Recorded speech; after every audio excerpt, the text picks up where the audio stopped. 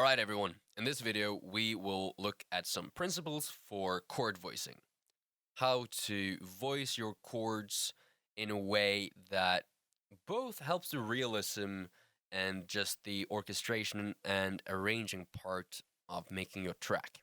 What we have here is the chord progression project from like the composition chapter. But I've taken one of these chord progressions that we combined or made by combining two existing chord progressions, and I want to show you how to like change the chord voicing of this progression into something better. So let's just listen to it first to have somewhere to start.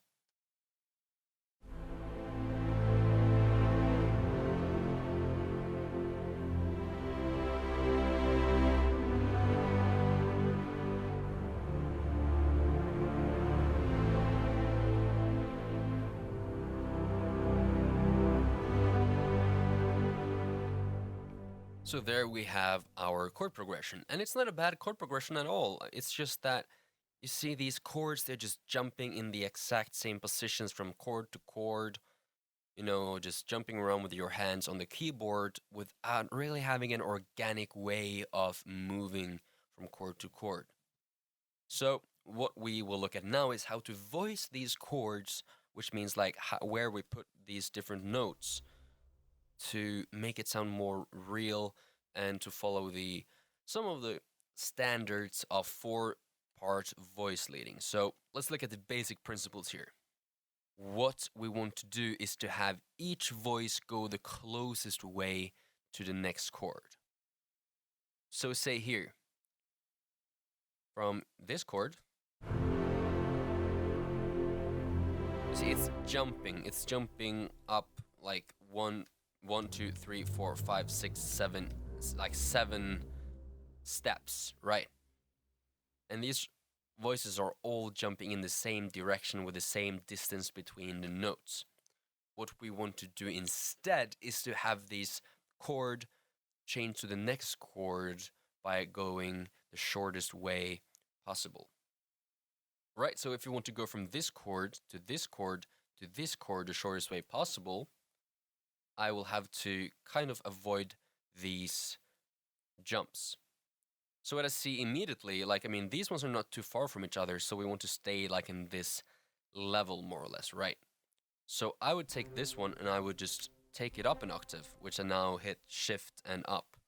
Take it up an octave. Now you can see that this note, it's not even moving. That's something that's good when it comes to chord voicing. You want as little movement as possible within reasonable measures, but this is really nice because having one note that stays across two different chords is gonna make everything feel more connected and more organic.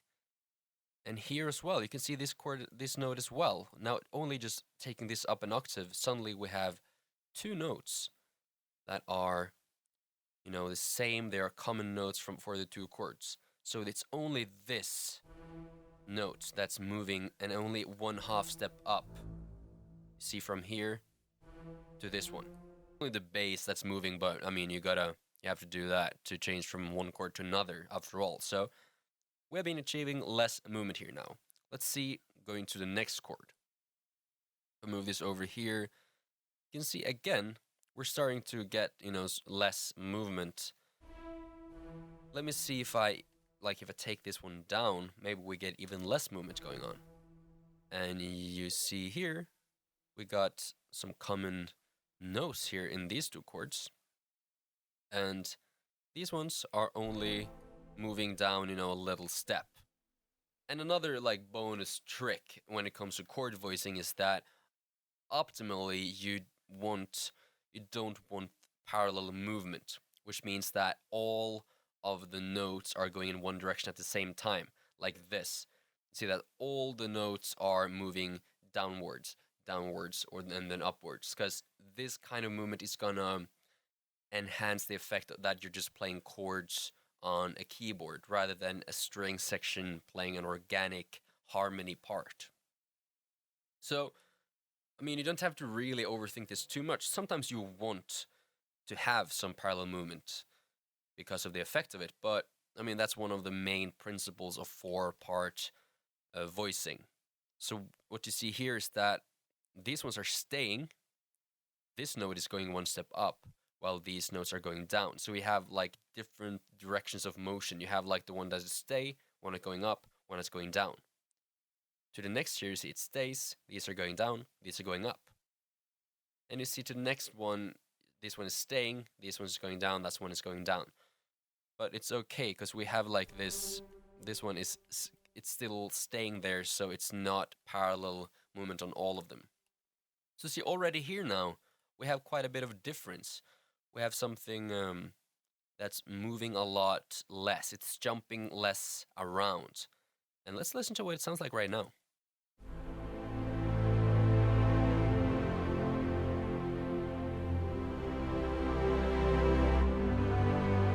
And this is already sounding a lot better. Actually, let's just like redo everything else and see what it sounded like before.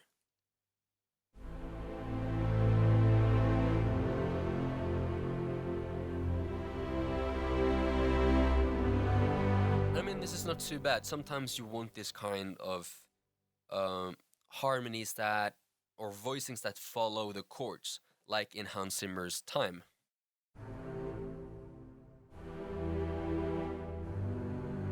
There, that is, one of the carrying elements of the theme, which is, so there's no rules really. It's just that sometimes when you want that cohesive sound, you want to usually, look at the chord voicing. But if we go into here now, I've been, doing these changes on all the chords, making them go the shortest way to the next chord, just as we looked at. And let's see what it sounds like.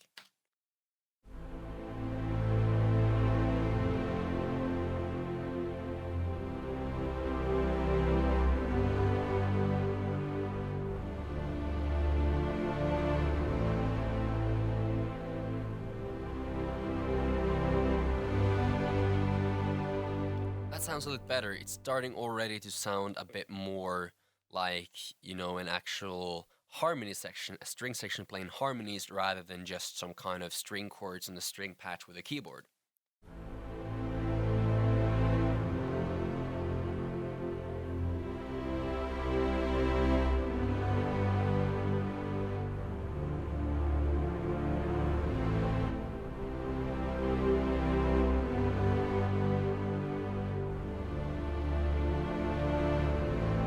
This becomes especially clear if we are playing melodic elements over it. Let's just improvise a little melody here.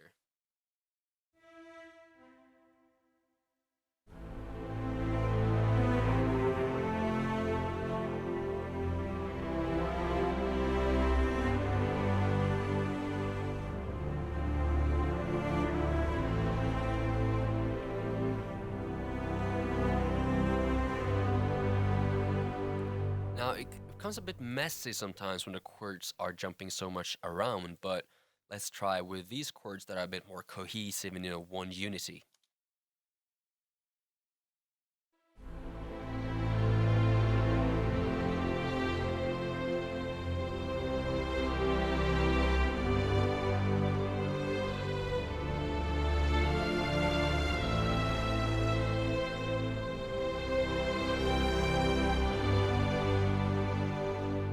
As you can hear, it sounds a bit better when you have been looking at the chord voicing. Now, I mean, there's also more stuff you can do. If we move over here, we got this little chord progression going on.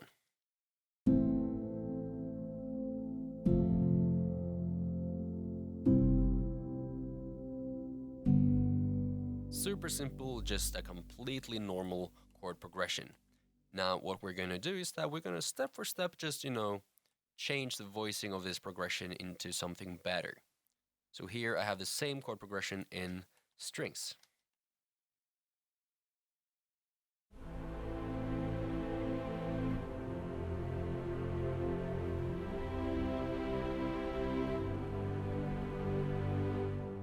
All right.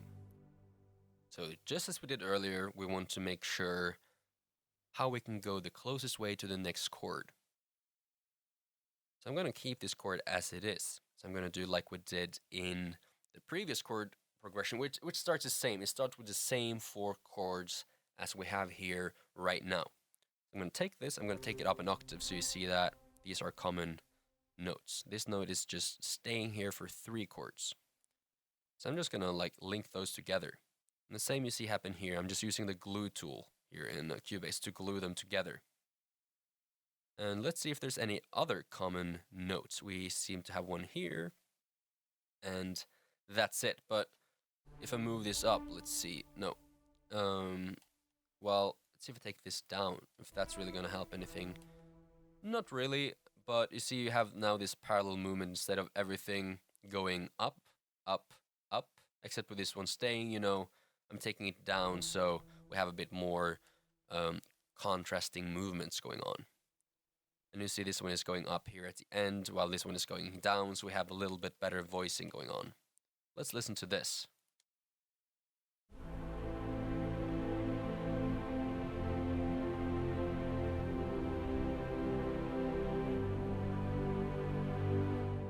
That sounds quite a bit better than what it used to. Now, we have been looking at some ways earlier on how to spice up our chord progressions, and that's just something I want to quickly show you guys now, because this really starts to become more magical when you play around with the chord voicing. So here, I've taken the same chord progression, but I've just added some additional notes, like some ninths and so on. Let's see here.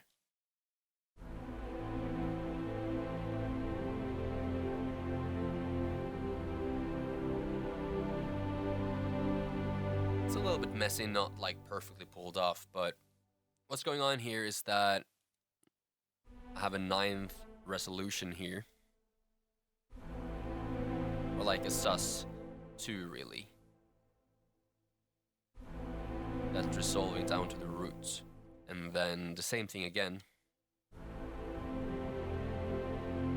Here starts normally, but then I introduced the 9th note here, because that's the top note on the next chord, so I introduced it a bit early.